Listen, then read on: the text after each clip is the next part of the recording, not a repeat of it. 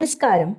சூரிய பகவான் தனது சப்த குதிரைகள் பூட்டிய தேரில் அமர்ந்து வடதிசை நோக்கி பயணிக்கும் நாளே ரதசப்தமி. ரதசப்தமியின் சிறப்பு என்ன, பூஜை செய்யும் முறைகள் என்ன, அது பற்றி விரிவாக பார்ப்போம். சூக்ஷ்ம ரூபத்தில் இருந்த சூரிய பகவான் இவ்வுலகில் தனது ஸ்தூல ரூபத்தை எடுத்த நன்னாளே சப்தமி திதி.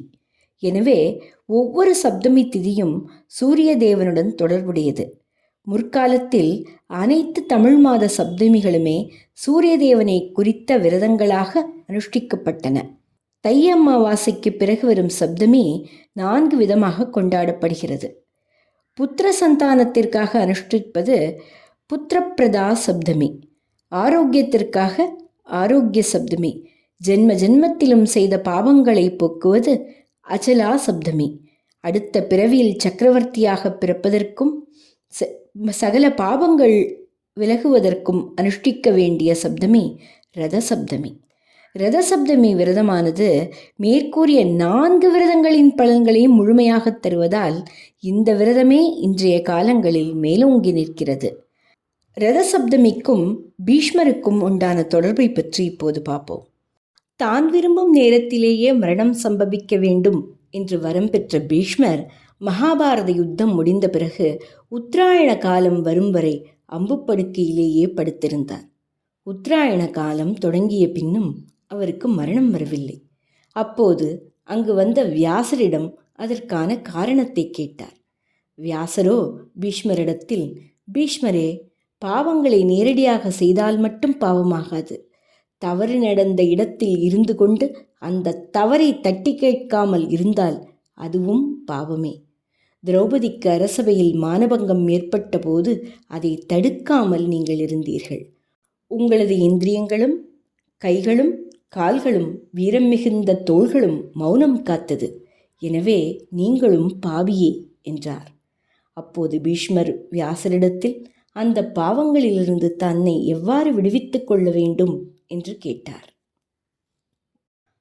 வியாசர் அதுக்கு உபாயமாக, உங்களது 5 புலன்களை பாவங்களை போக்கவல்ல சூரிய கதிர்களுக்கு இணையான எருக்க இலைகளை கொண்டு பொசுக்கினால் பாவங்கள் அகன்று முக்தி பெறுவீர்கள் என்றார்.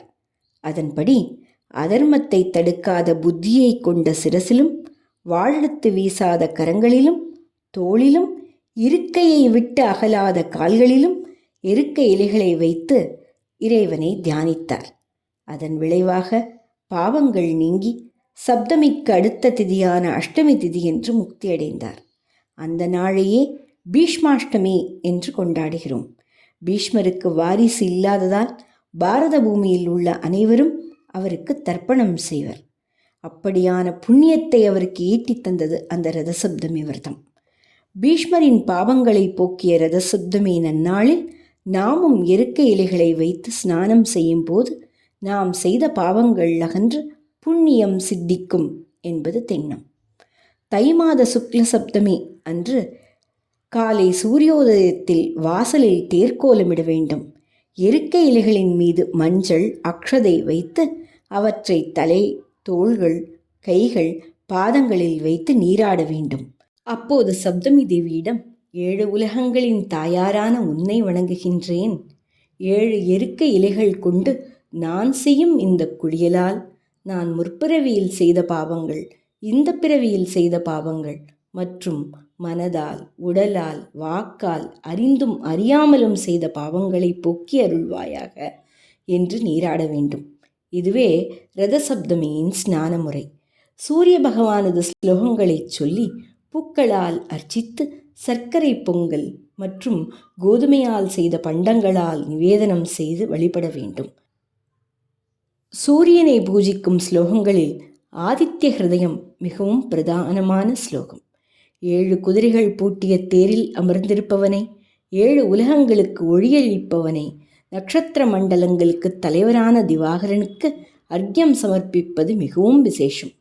பசுமாட்டிற்கு அகத்திக்கீரை கொடுப்பதும் அன்னதானங்கள் செய்வதும் மிக விசேஷமுடையது.